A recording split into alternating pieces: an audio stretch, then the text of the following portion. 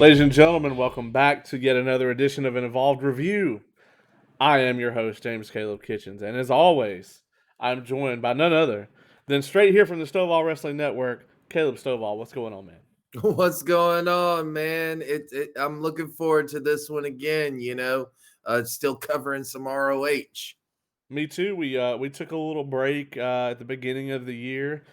We are actually recording this still in the midst of that break, so there is a little bit of a delay between when we're recording this and when you get to see it. So there's a couple things we're going to talk about that are kind of in the what the fuck era right now. They may have died down a little bit by the time you get to see this. It'll be a few weeks. But yeah, I mean, I'm excited to keep covering this Ring of Honor Pure tournament, especially because it's like you said, and I'm so glad you had this idea. This, just as a whole, like this concept, I'm hoping that we can take people that watch our show or listen to it, available anywhere your podcasts are served, and that they'll just kind of expose them to something they may not have seen otherwise. We had Nate on for like our top 5 matches of all time, and the Nigel McGuinness Bryan Danielson match was one that he had not seen. He also had not seen the Joe and Daniels and Styles triple threat. So Yeah. it's just cool that we can take something like this that is good wrestling, a good product, and it's not something that's plastered all over social media all the time or anything like that, and maybe kind of expose somebody to it. So we're going to talk about kind of some current events in pro wrestling, and then we're going to cover the next round of the Ring of Honor Pure tournament. If you want to check it out, it's episode 470, has the 2 matches we're going to be talking about today. We're still in round 1. And so we're going to get to that to kind of cap off the program. So what's been going on, man? You guys been doing anything over there at SWN? I know you were kind of restructuring a little bit. Yeah, we're still mulling some things around. It's also some timing issues and stuff like that. Little peek behind the curtains, as they say here. But I recently moved from Augusta to Atlanta, and I'm still kind of in the process of figuring out things. I'm on a weird schedule right now.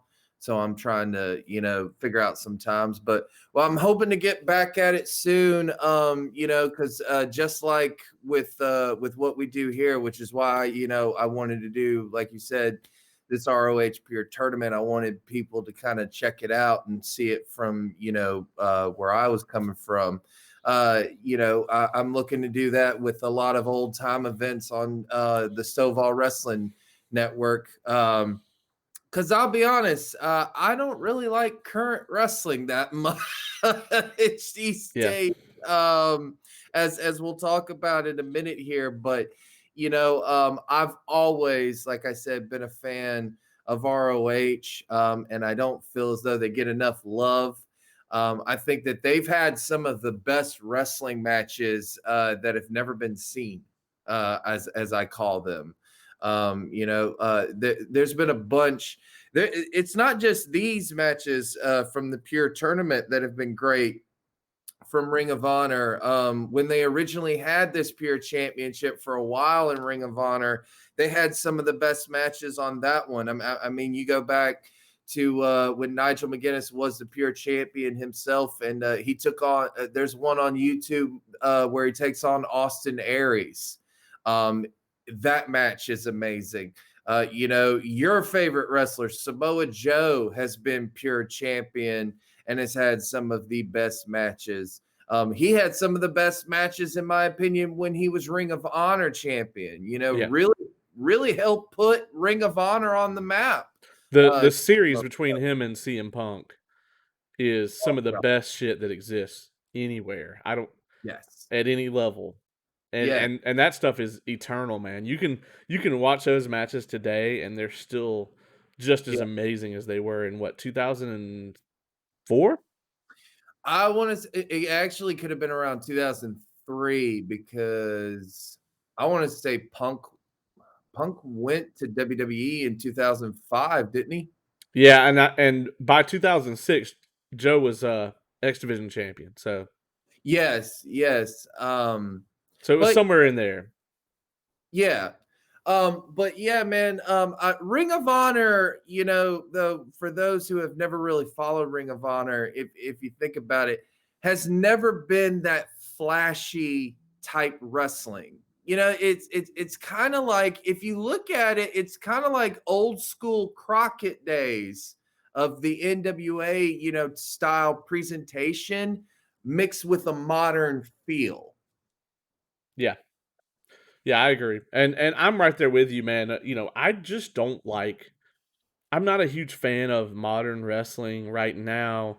And that's not to say like just in general, but a lot of it right now has to do with the crowdless wrestling. And Yeah. and don't get me wrong, like this entire tournament is that way.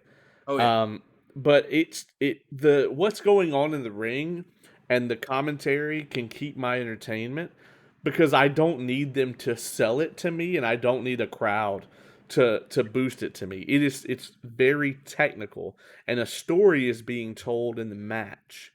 And that's one of the things that I really enjoy about it. Um, and I like all the stuff at AEW. I don't want to Jim Cornette here tonight, right? That's a verb now. But if somebody's gonna go out there and do 70 high spots to in front of nobody, it doesn't do anything for me. Yeah. I don't really want to see that anyway. But if I am gonna see it, I at least want to hear like a bunch of people go ape shit over it. Right. That'll keep me in it. But before we go any further, into the details, I wanna drop a couple of podcasts here too. If you enjoy this product, I want you to give these guys a chance to. We talk about SWN on here a lot, of course, um, but I want to talk about Tapped Out Wrestling Podcast. Check those guys out. They do a breakdown of like current wrestling all the time. If WWE is your thing, or what's going on in AEW, they cover that stuff really in depth. Yeah. And I'm glad they do because I don't ever want to do it.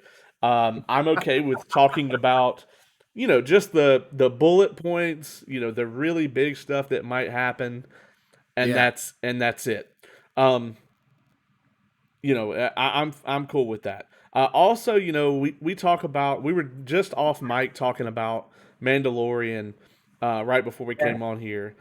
If you like Mandalorian, if you like any of the cool Star Wars stuff, if you like any of the like DC Marvel stuff, check out Superhero Homies Yeah. because those guys I think have the best coverage on the internet of that kind of stuff. Um, Yeah. I, I recently guest starred on there with Oz Knight, who is also a friend of yours and a friend of the show. And we both went on there and did their first 4-man episode, and we talked about Mandalorian season 2. It is a Patreon episode, so you do have to pay like $3 a month to get access to it. But listen to a few of their episodes on like Google Music or Apple Podcasts or Spotify or pretty much anywhere that you can get podcasts. Check out Superhero Homies. I'm telling you, if you listen to their free stuff, you're gonna want to go on the Patreon and get more of that. Everything that's like superhero related they do is free, and then for the Patreon they do stuff like Star Wars and video games and all kinds of stuff like that. So I wanted to give those guys a shout out before we got into it. Yeah. Um, that being said, um, I want to first thing I want to talk about before we have our main event here. Um, it's rare that I get an opportunity to give WWE any praise anymore. But isn't the Hurt Business just the best fucking thing they have had going in years? Yes. I mean, I literally want a version of Raw or SmackDown or wherever the fuck they're at any given time. I Yeah. I, I just want like a Hurt Business app where I can just see only their stuff. I'll pay for that. I'll break my don't give WWE any money rule. I'll pay $10 a month and just give me the Hurt Business segments. Yeah, I've really liked what they've done with the Hurt Business, and at first I didn't like it because I thought, oh, this is just another random faction that they threw together with guys that they should be doing stuff with that they're not doing for some reason. But then MVP really took that thing and ran with it. I mean, MVP is showing us, he's like, hey man, y'all forgot how good I was. Yeah. Well, here's the thing. WWE Creative didn't know how good he was at the time. He was Yeah, always misused. Do you remember when he had that run with the US title for like forever? And yeah, like the US title had not meant shit since it was brought over. You know, when it was brought over from WCW, Booker T had both belts. And they made him vacate the US title. And then I think Benoit and him did another best of 7 on SmackDown at one point in time. I think But they did. Yeah. other than that, I can't tell you what the fuck they were doing with that championship until MVP got it, and then it was everything. Um, he did an amazing job with it, and you have a good point. I bet Creative did just throw this shit together, They did. same way that they threw um, Kofi and Biggie and damn it, I can never think of his WWE name. Who's the other person? It's In what, New Day? New Day, yeah. Okay. Oh, Xavier Woods Yeah, and Big E and Kofi. yeah. Well, I can never call him Xavier Woods. Oh, I always want to call him his indie name. agreed. Yeah. I can never think of Xavier Woods. That shit doesn't stick in my mind. Uh, Yeah. Or but Consequences Creed as he yeah, was in TNA. yeah. I actually really like. I think I was first introduced to him as Consequences Creed. Mhm. And I like randomly ran into him at Dragon Con one year, and we had met a few times. At different shows and stuff, but I could tell he didn't know who I was, but I didn't give a shit. I was just like, hey, what are you up to? And he was like looking at like hats or some shit. We sat there and talked for a minute. Such a fucking cool guy, you know. A lot of like wrestlers and stuff, like the WWE level folks, will come to Dragon Con just for the payday or whatever. But he wants to come there because he's a fucking nerd, and he Oh wants yeah. to, he wants to go enjoy the con. So you'll see him just out walking around. But it's just like that. New Day was something that WWE threw to fucking together, Yeah. and then it became a hit. And Yep. I guarantee you, the Hurt Business is the same damn way. They Yep. probably were like, we don't have shit for any of these guys. All right. Well, they're all black, so put them in a faction. That's what Vince McMahon probably said, and it probably went from there. And I didn't want to MVP say ran with it. that, so I'm glad you said it, because I don't like making it about that, but I mean it's true when you look at the group. Well, right. I think all these guys can stand on their own, but Oh yeah. I know how Vince McMahon thinks, Yep. and that's probably what got said behind closed doors somewhere. I hope it was behind closed doors. Uh, and it is what it is, man. It's just WWE's booking. Yeah, Uh, it is. and and they've made something of it. So I really hope that they continue to do stuff with it. I don't really agree with the way that they're booked all the time, but they're really entertaining. My thing is though, is right now, it seems like they're in a feud with oh god, what is that? What is that worthless faction The that Lucha guys or whatever the fuck they are. I oh don't, no, not Lucha guys. Retribution. oh yeah. I forget. Um, I forget they exist. They were like this awful fucking thing for a while, and then like nobody talks about them anymore.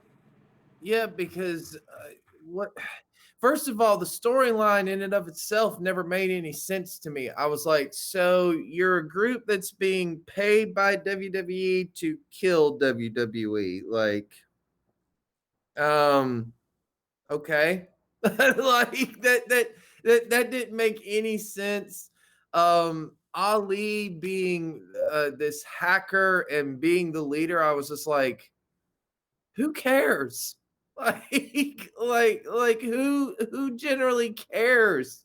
And my thing was I was like, is they were like, we have a gripe with WWE, and I'm sitting there just like, um, how? A lot of you guys have never stepped foot in this company. Like, Right, how do you have a gripe with this company?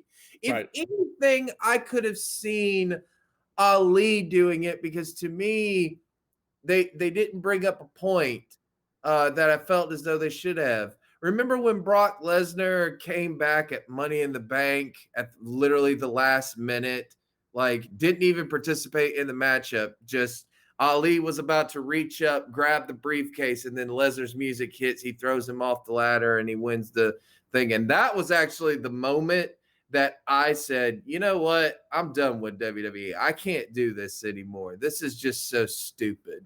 Right. And it just got worse from there. But I'm sitting there just like, why didn't they use that for Ali to like say, hey, this is why I hate WWE. You screwed me out of my dream.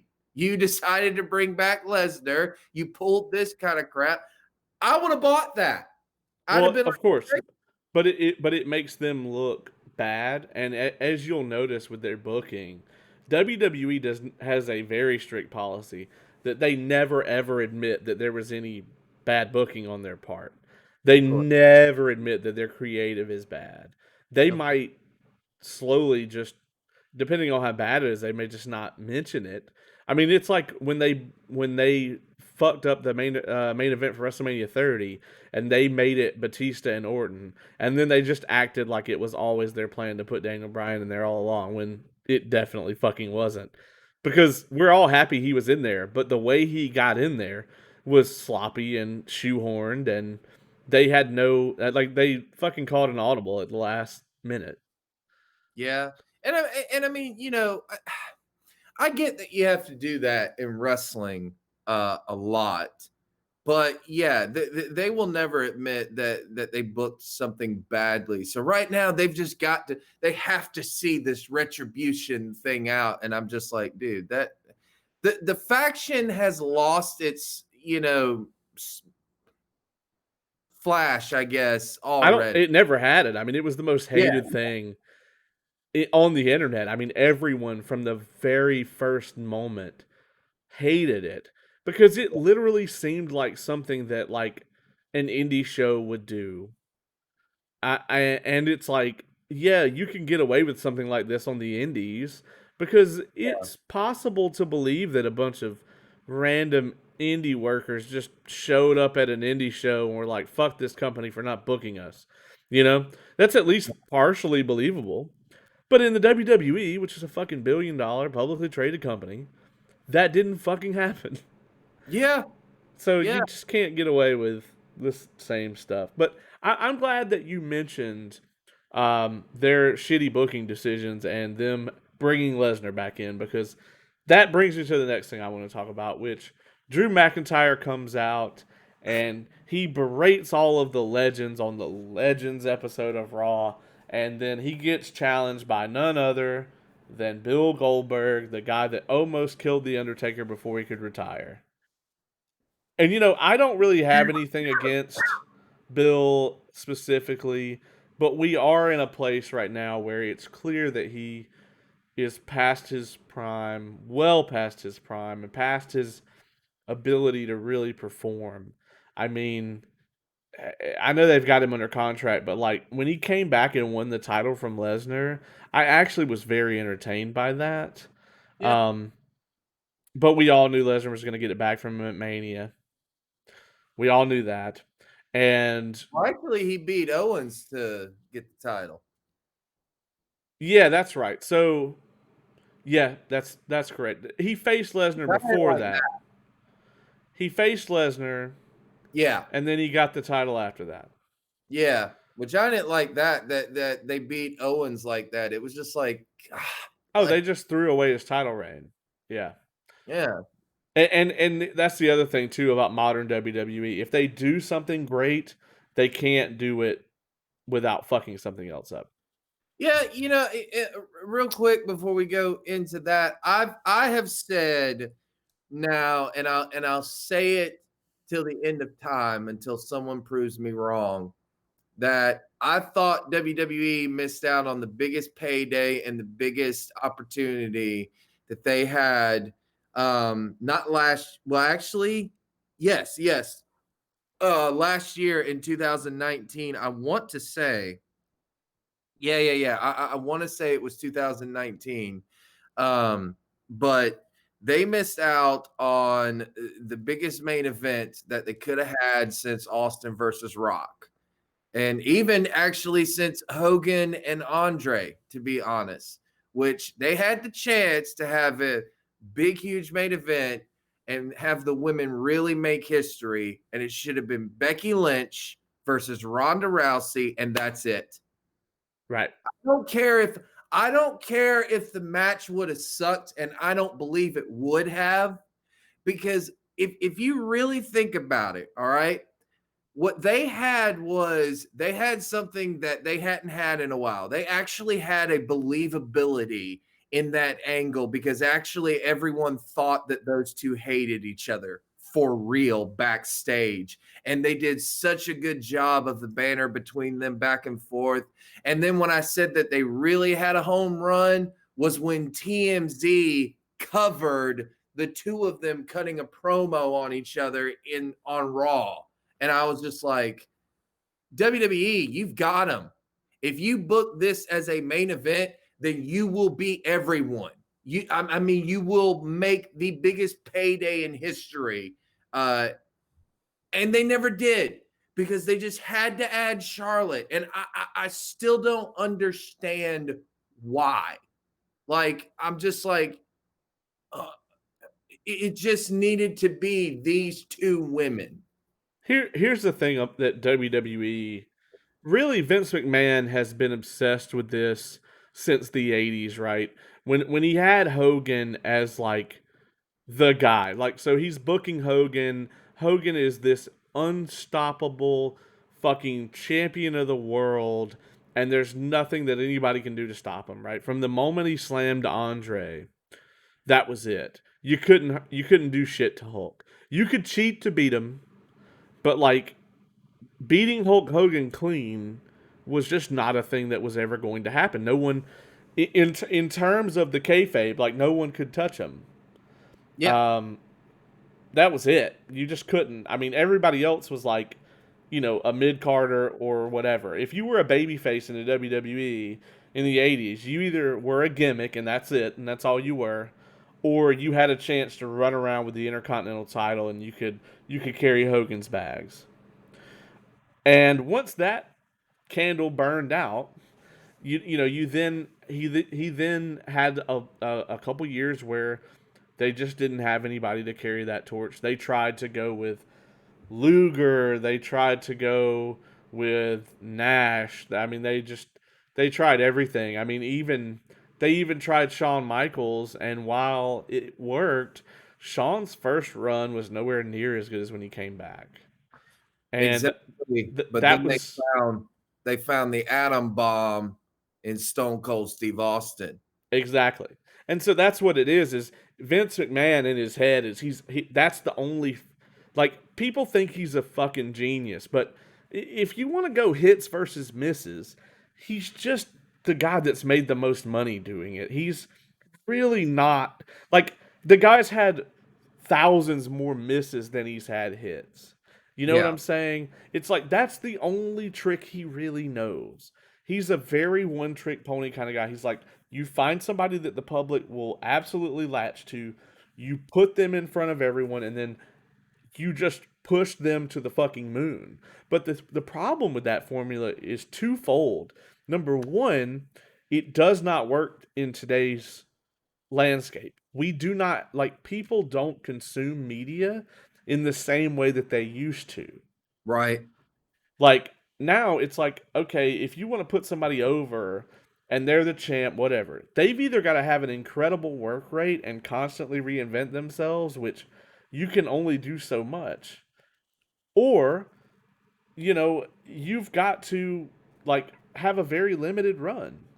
I mean, I think a year is probably the most you're going to get out of a title run these days, and that's like if somebody came along that was literally Austin quality. Yeah. You might could get creative if you still had wrestling people writing the show. You might could get a year out of it before people are bored Yeah.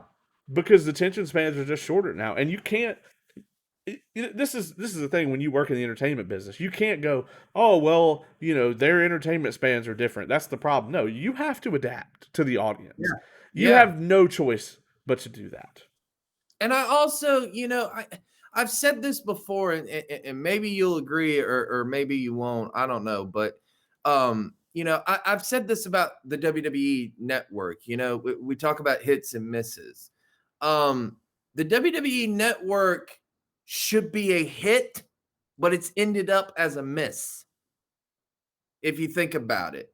Like the WWE network to me should be thriving more than it is.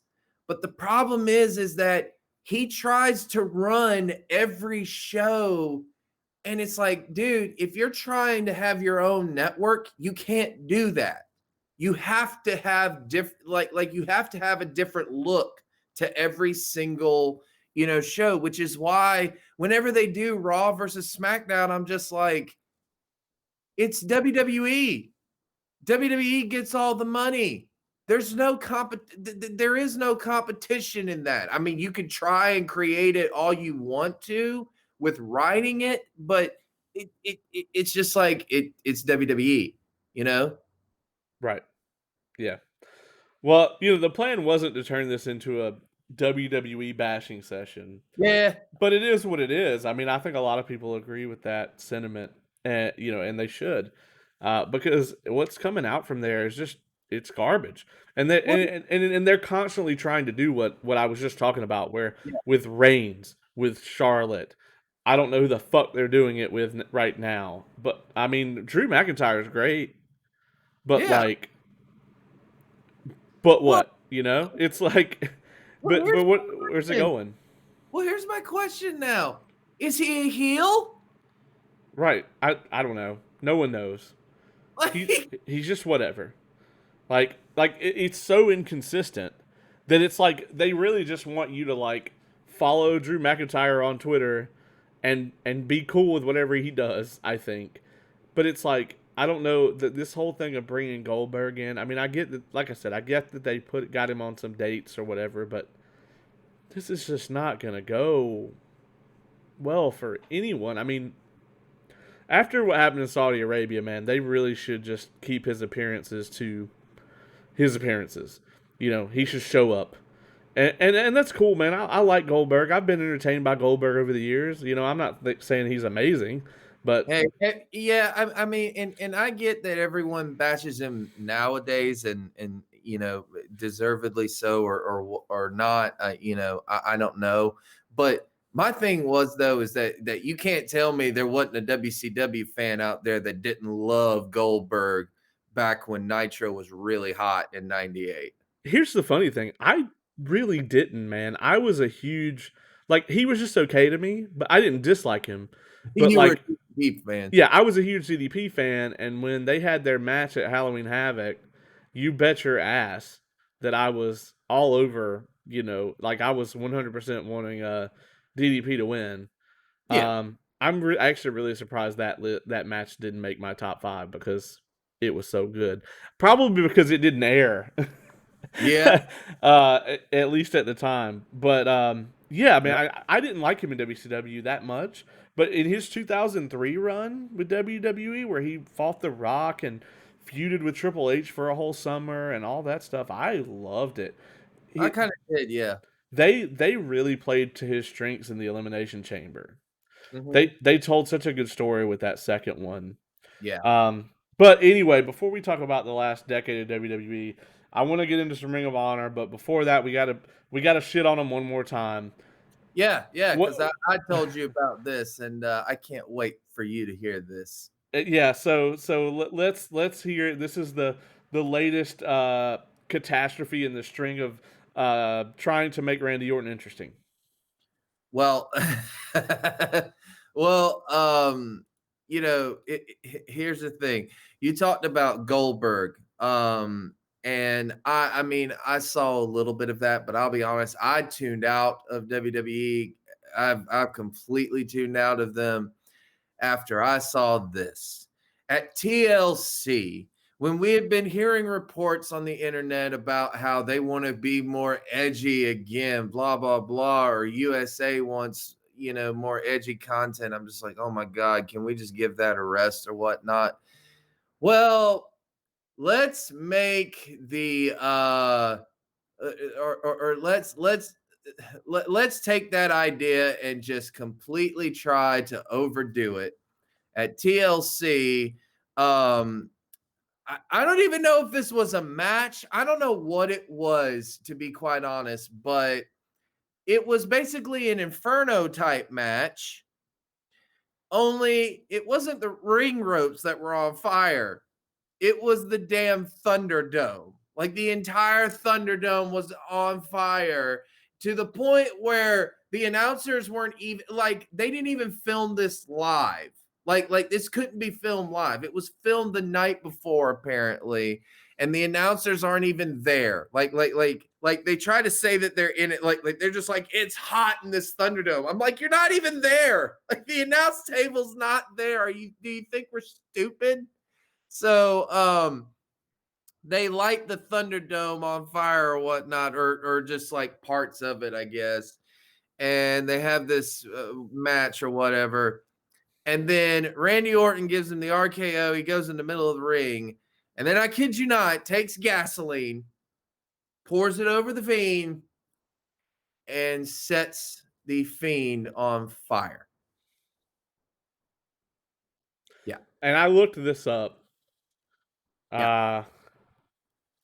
And yeah, it didn't look good at all. It's not.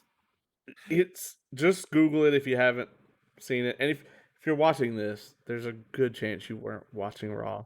But anyway, this happened at TLC.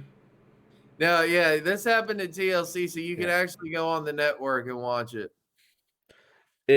I'll probably go and watch the whole segment just to laugh at it. But I mean, in this era of trying to be edgy, just don't. Just stop. Just just stop, please, WWE. I mean, I don't. I I don't know what they think that word means. they don't. Okay, so we talked about the Mandalorian, right? And Yeah. it's funny because yeah, I've started watching more than just wrestling now in my life. I'm back on the Mandalorian, and I realized I didn't finish season 1. So I had to finish it. And the ending to season 1 is so good, first off, that I just, right now, it's my favorite show on anything right now. But I'm sitting there watching this and I'm just like, okay, Star Wars has always been technically directed towards children, maybe young adults, you know, not not too much in the mature department. However, if you look at The Mandalorian, it's still geared towards kids a little bit. I mean, even the Baby Yoda storyline or whatnot, or whatever you call his creature or whatnot. But if you look at that, right, it's geared towards kids. However, there's still those parts where it's like, holy crap, like that was awesome looking, and it's quote unquote edgy. Why can't WWE figure that out? You don't have to go rated R attitude era to be edgy. Right. Even AEW needs to figure that out. It's like, dude, you don't have to go out there and say shit or every 2 times on TNT and try to be edgy. Right. You just don't have to do that. I think a lot of it, man, honestly, would be the tried and true formula. Just let people be themselves. Yeah. Ratchet up to 10. I mean that hasn't gone anywhere. And if you want to play a character and you're good at it, play a character. But yeah, I mean, doing these things that just are so clearly, intended to get these sort of reactions. It's inorganic and it doesn't go over well. And I mean, I just spent 3 hours over the weekend on a podcast comparing why shit sucks and why it's good on Mandalorian. So, another 5 minutes of doing it here is fine. Yeah. but I mean, it's exactly like I mean, it's almost a similar situation because you have a massive Star Wars fan base, right? And all the shit that Disney has put out, all the last three movies are pretty much fucking trash. We don't have to argue about that on here. But but people just don't like them, and even the people that do like them, they like it because it's Star Wars, and then they never go watch the movie again. They're just like whatever with it. Yeah. Whereas I've probably seen the original three like 100 times. I just don't. It's the same situation, right? You've got a fan base that you have neglected for so long, and they really just want you to give them something. But I really think that they're mostly focused on just pumping out content at this point. I don't think they really give a shit about their audience at Yeah. all. They mainly just want to provide content for the contracts with the TV networks, and that's it. Yeah. Um, It's just sad to me though that you have a network like Fox and you're presenting that basically. I heard that Fox actually wants SmackDown to be like PG-13, rated R, somewhere in there. That they actually want SmackDown to be edgy as fuck. But we'll see how it goes. Yeah, I've heard that though for years now. So it's just like, yeah, They're just gonna have Roman Reigns drop f bombs at random. yeah, That's it. That being said, man, I'm done. Like we've been shitting on WWE for 25 minutes. I'm done. Let's talk about some freaking Ring of Honor. Like I said before, yeah, the episode, it's on Fite TV. It's completely free. You can watch it. It's 470 is the episode number. This is the third and fourth match of the round one tournament. The thing I really love about these episodes is they're so easy to digest. yes, It's one episode. It's four guys. Guy one and guy two cut cool ass promo video packages. They have a fight. Boom. You watch a commercial about a fucking boner pill or some shit, and then guy three and guy four cut a cool ass promo package, and then they have a fucking match, and then it goes off. Like, thank you, fucking wrestling Jesus. Like, yeah, just give me something. So, in the very first two matches we saw round one last episode, we had Jay Lethal and Dalton Castle, with Jay Lethal going on to the next round. And right, then on the other side of the bracket, we had Jonathan Gresham versus Wheeler Yuta. Jonathan Gresham moving on to the next round.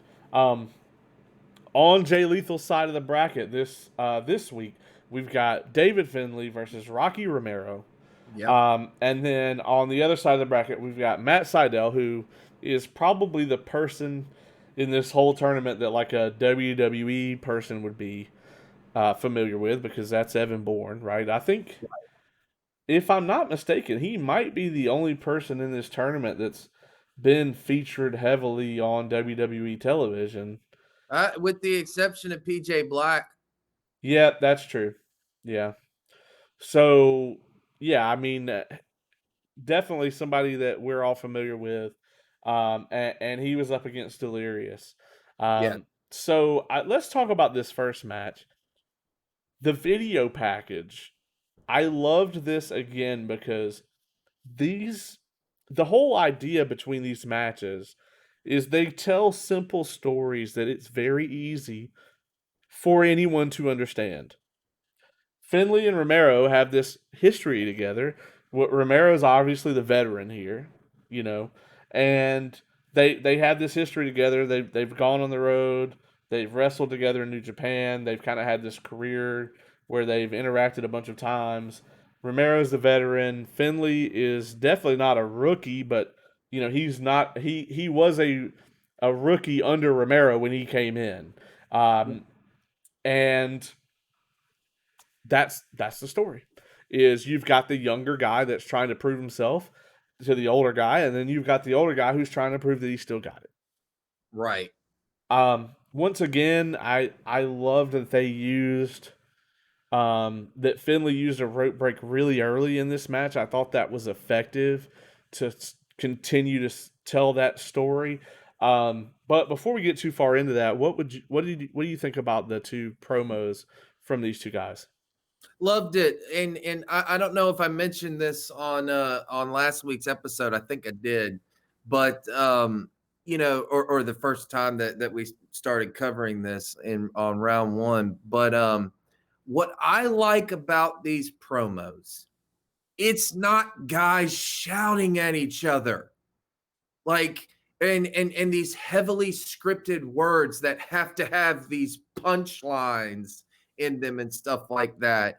Like that's my problem with so many promos today, especially in WWE. That there has to be these punchlines and people have to shout because we have to present charisma and stuff like that. When here it's just like, no, like these guys are just talking, they're talking to you like a human being, Right. like UFC. That's what I kind of compare it to. I compare it to an MMA fight. In MMA, even though it's real fighting and everything like that, you don't have guys shouting at each other back and forth in these things. They're talking very calmly, but it's still setting up a big fight feel. You could still feel the intensity.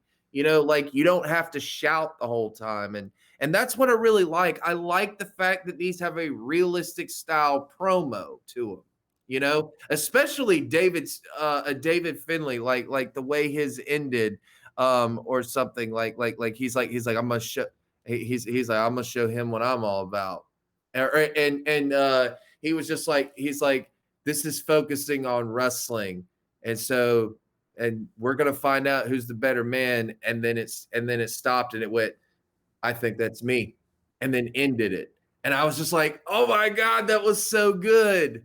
Like, Yeah. I loved his promo. Yeah, I mean, he's a fourth generation wrestler, Yeah. which is not something you see a lot. I mean, Fit Finley's his dad. And Fit Finley is hugely So underrated. it's not Hornswoggle? But Fit Finley is hugely underrated. I mean, a lot of people don't know that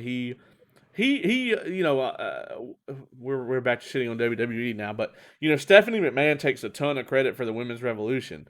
Fit Finley did more for the women's revolution than Yeah. Stephanie McMahon fucking did because he was the head trainer for the women in WWE for Yep. the longest time. And yeah, I mean, he's fantastic, and there's no secret that his kid's fantastic. This is my first time seeing David Finley wrestle. He didn't disappoint. Mm-hmm. Um, I always try to jot down a moment in these matches that like really strikes me, if there is one. There hasn't always been. If there's something that really strikes me from a psychology standpoint, and there's a moment in this match where, keep in mind the rules, you get one strike fist to the face, and after Yep. that you're out. You're done. You're DQ'd. And Rocky Romero is on the ropes. Like, he's trying to put Finley away. He's doing everything he can. He can't do it. And so he says, fuck it. And he charges up and punches him right in the face, hits the sliced bread, covers him. And it's like, this is a guy who's desperate. He's gonna get that one hit in, knowing that if he slips up again, like, he's got to use this to finish the match. So he technically breaks the rules, punches the guy right in the face, fucking hits the sliced bread, 1-2, very narrow kick out by Finley, and then they went into their finish shortly after that. These guys went a little over 13 minutes. Yeah. It was a long match. I was like, damn, are they going to go to time limit? What's going to happen? Yeah. So, And that's the great thing about these matches. It's not like your typical, oh, well, if they've got 15 minutes, this match is going to last 7 minutes. We know that. Or if it's, or if they start saying the times out of nowhere, that means it's going to a time limit draw. That's the one thing I'll say about AEW. I liked how in AEW when they would do time limits on matches, like they would still give you like like 20 minutes left in the match or something, or 15 minutes has gone by, but it didn't necessarily mean that it was going to, a time limit draw. And that's how these feel and everything like that. Like you said, I love the rope break rule. Like, Right. like, like, like, I don't think we've talked about that enough. What do you think of that rule? I think it's fantastic because it gives the audience an extra layer of involvement in the match. It gives them a nice visual display on the screen, and it's something else to keep you involved. I mean, it's kind of like a 2 out of 3 falls match, or something like that, where you're keeping up with that extra dimension of okay, this person has this many falls, this person has this many. It's that same type of thing, but it's for every match. And I think it adds a nice layer to the whole thing. And I also love that most of these matches they don't even use them all, um, because then they're just playing into the gimmick, and Yeah, then it is a gimmick. And I think I would really hate that if WWE tried to do some shit like this. They'd be using them all like every time. Like yeah, like yeah. someone would be losing them all every match, and I then that person would either eke out a win, or then oh god, they get pinned and they're in the ropes. Oh no, and the ropes don't count. 1, 2, 3. That would be every fucking episode. Yeah, yeah. I agree, but like I said, I like it because it doesn't feel now like for the entire matchup, the referee just keeps going 1, 2, 3, 4, and it's like, why do they even need to break at this point? Like you're not going to call the match or anything like that. Like it just, to me, that rule has just been butchered over the years so much. And here it's like, oh, now it actually feels relevant. Yeah, I agree. And And like I said, that goes to Ring of Honor having that sports-based presentation. They've always had that. I mean, if you go and you look at a lot of their YouTube matches, in fact, I encourage everyone, if you have, if you don't want to sit there and watch long events from Ring of Honor, or you don't want to become an Honor Club member, well, here's the thing: on YouTube, you can go and they have ROH Throwback Thursday matches where they post full length matches of some of them are classics, some of them are not as good as others, but that just happens. But they have some good matches on there, man. Like I said, Nigel McGuinness versus Austin Aries for the Pure Championship. That's an amazing matchup. I encourage anyone to go watch that. Samoa Joe versus Bryan Danielson. Samoa Joe versus Tyler Black is on there. Bryan Danielson versus Kenta. They've even got stuff from Adam Cole and Kyle O'Reilly and stuff like that. They've got a lot of good stuff on there. So, like, I encourage everyone to watch them. But if you watch their stuff, has never changed. It's never, it's derived from it somewhat. I mean, they add in the entertainment aspect of things of wrestling, which, I mean, you're always going to have that regardless of what, ever style of wrestling you want to present. You're always going to have that entertainment factor because that's what it is. But you're focused, they focus so much on the in-ring product. Like, I actually think that, like, oh, these guys are actually wrestling, you Yeah, know? it's so crazy. Like when somebody sits down and thinks about like Jim Cornette booking Ring of Honor, right? Like on the first thought of that, it's like ludicrous. Like it's completely like unbelievable that ever happened. But when you sit down and think about it, Jim Cornette really like his main thing. People really think that it's like, oh no, I don't want to see high spots. It's bullshit. No, no, he wants the shit to make sense. Yes. And that's why he was a good fit for Ring of Honor, because he's got the same mentality from a the shit needs to make sense and not and be a believable fucking presentation of wrestling. That mindset. Yes. Um that being said, um I also I want to say I really liked Rocky Romero's entrance. Entrance. It's really good. Um but Yeah, he's anyway, pretty dope. I like that. And real quick, if I could, also what I love about Ring of Honor is that they have these rules that are must followed in these matches, and also really in any matchup that they do. That when you have a rivalry that takes it outside the rules, that you don't have to have all of these gimmick matches. You don't have to have a Hell in a Cell, although I love the Hell in a Cell, don't get me wrong, at least the old one, and stuff like that. But you don't have to have this on a pole or this, all this other bullshit. You can just have what's called a fight without honor, which is just no rules, basically. They're just like, all right, don't shake hands, don't do nothing. You guys hate each other, fine, settle it. You know, like there's been very few gimmick matches in Ring of Honor if you look at it. Really, the way a rivalry is settled is by with a fight without honor. If you look at the history as well, they don't have that many cage matches. They don't have that many ladder matches. Yeah. Right, because they wait until there's an absolutely necessary reason to have something like that. Yes. So, And that's what I love about it. yeah. So let's get into the promos. What did you think about the promos for the second match here? By the way, before just real quick, David Finlay defeating Rocky Romero means that in round 2 he will go on to face Jay Lethal, and I am really excited to see that match. Yeah. Second match we have here: Matt Sydal, Delirious. What did you think of the promo build-ups for these? Dot, dot, dot, dot, dot, dot, dot. It was I'll be completely honest. The Delirious one was my least favorite of the 8 we've seen, just yeah. because I get what he's doing. I get that's the gimmick or whatever, but it was cool for like 30 seconds and it started annoying the shit out of me. I can see that, but I mean, I don't know. I've always liked Delirious. I don't know. And plus, if you want to look at a lot of success for Ring of Honor, he's the reason. I think he is a great booker. I really do. I used to hear people like kind of mention his name like sarcastically, and I'm sitting there just like, why?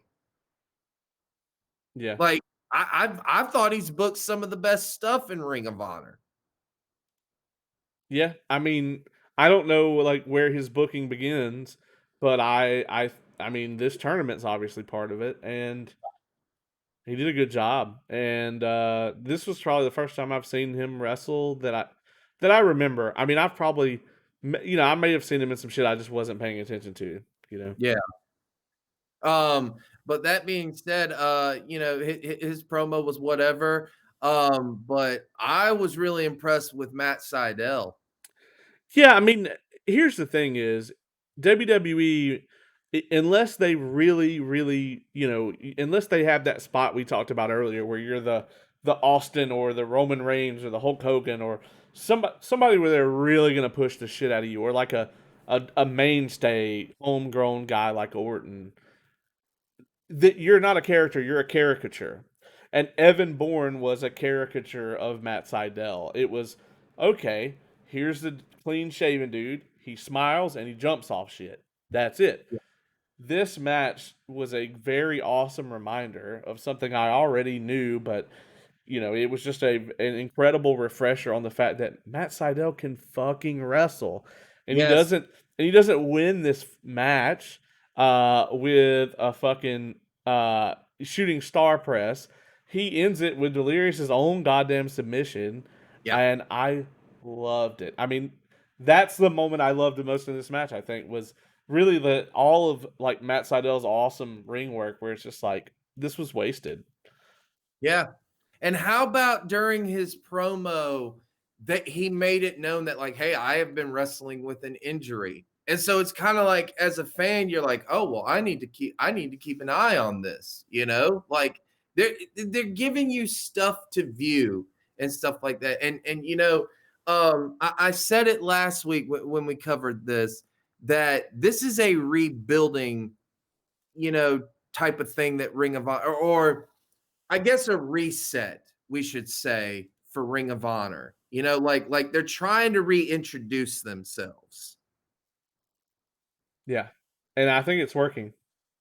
Yeah, I really do, man. I really liked this matchup, but these guys have had some awesome matches. There's one on YouTube right now, Ring of Honor's YouTube page, and they have that match is awesome. So I encourage you to go check that out as well. Yeah, these guys had a hell of a match, man. I gotta say, out of the four we've reviewed so far, it may have been my least favorite as far as the total content of the match. But that doesn't mean it was bad by any means, and I loved everything Seidel did. And it's not to undercut Delirious because he did a great job, but it was just like I was so happy to see Matt Seidel doing the things I know he can do Oh that yeah, it was like Delirious was just the other guy, and it takes two to make a great match. So, yeah, I don't want to say that it was like Matt Sydal definitely didn't carry the guy or anything. He's a damn oh yeah, ring veteran. Um, but yeah, I loved that about it, and I also loved that the match was kind of short. All of the matches thus far have been lengthier in the yeah. tournament, and some of them, they don't all need to go 12, 13 minutes. Yeah, yeah, and like I said, I like that. I'll tell you right now, you know, as long as I've been following Ring of Honor, Matt Seidel has had his best stuff in his career in Ring of Honor. Agreed. Because in, I mean, WWE, like I said, and then even when he's been in like TNA, and certainly when he showed up in AEW, that was not a No, good look. But you know, uh, even in TNA, there was, I think, an element of that, like, they didn't really like let him do his thing.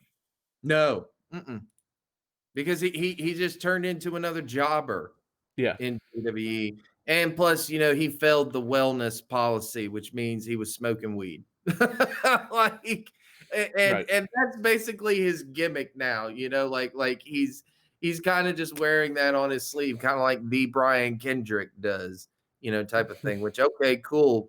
But, you know, I'm telling you, man, like if you want to see some good stuff from Matt Seidel, go and watch his earlier stuff in Ring of Honor, man. Oh my God, it's some of the best stuff. Like he can go. He's not just a high flyer. He can wrestle and everything like that. He's had great matches, such as with Cesaro, who was Claudio Castagnoli. And actually, the first time that I was introduced to Matt Seidel, you're gonna find this funny, was actually on Wrestling Society X. Wow. Yeah, Yes. I mean, the thing is, you know, if you talk to a like hardcore WWE person who's like, there is no other wrestling, right? Yeah. These are the kind of people where I like invite them to an indie show and they're like, well, who's gonna be there? And I'm like, well, no one you've ever heard of, and then they don't that means they don't want to go. It's like I can't tell you like fucking like AJ Styles ain't gonna be there, bro. Sorry. Not in this decade. Um, last decade, you had a short period where you could have got him, but Yeah. yeah, I mean, it's that, and you're like Evan Bourne, and they're like who, and you're like that guy that's in the intro, like that jumps off the ropes and fucking Randy Orton RKO's him out of the sky. Oh yeah, yeah, yeah, that guy. That's it's that he's only using a bunch of fucking like highlight reels, and that was it. He was there to Yeah. oversell things. So, yeah, man, I liked this match, how it ended. I really liked the finish. Matt Seidel is gonna go on, and he is gonna face Jonathan Gresham in Oh, round two. Uh, Holy shit! I mean, we just talked about how good he was, but it's Jonathan Gresham. yep. How good you are is subjective. So. Yeah. Yeah, I can tell you right now, spoiler alert, that match is gonna be awesome. Yeah, yeah. Well, man, we're right at the hour. You got anything you want to add on this before we wrap it up? Just like I said, I when I've always said this, and I said it last week. Wrestling can be whatever it wants to be. If it wants to be an entertainment style presentation like WWE, and really AEW does. Let's be honest, AEW kind of is in that category. It can be that. If it wants to be WCW style, it can be that. NWA, it can be that. It can be ECW style. It can be a cinematic type presentation. But whatever it is, it has to look different than anybody else. You can't look the same as another product. And to me, Ring of Honor has always looked different from the rest. Right. Like I said, they're not flashy. They're not big on big, huge production. I mean, they have production, but it's not like WWE and it's not like AEW. And I'm not saying that that's bad, but I'm saying that they want you to focus on the in ring product. They don't want you to focus on the crowds. They don't want you to focus on anything else. They want you to focus on everything that's happening in the ring. Hence the name Ring of Honor, to be quite honest. Like it's that's what they want you focused on. And to me, they've always stood out, even when they were, up against TNA. And I love old TNA. Like I loved it when they went to the six-sided ring. I loved all of that and stuff like that. But Ring of Honor has always, to me, stood out from the rest. And I hope that with this pure tournament, with them in this kind of reset stage, that this is going to really start to get them back on track to where they were. Because I mean, before the pandemic hit, they sold out Madison Square Garden. I mean, no one ever thought that was possible. Like when they started in 2002 and they started in a little gym in Philadelphia that wasn't even the Philadelphia arena. Like they were just in this like gym, and it's this most horrible production that you've ever seen. At no point in time when I'm watching that thought, hey, they're going to headline Madison Square Garden one day. Right. Yeah. And I'm hoping that they get, a lot of stuff from this. I'm hoping another one that maybe we could cover another time. MLW. Those are my two favorites right now, and also the NWA whenever they can get back on, because I loved NWA Power.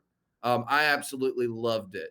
Those are my favorites right now: is NWA, Ring of Honor, and MLW. And if you don't like the AEW product, if you don't like WWE, but you love wrestling, I encourage people, go watch these.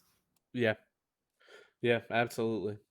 That being said, our next episode we're gonna focus on number 471.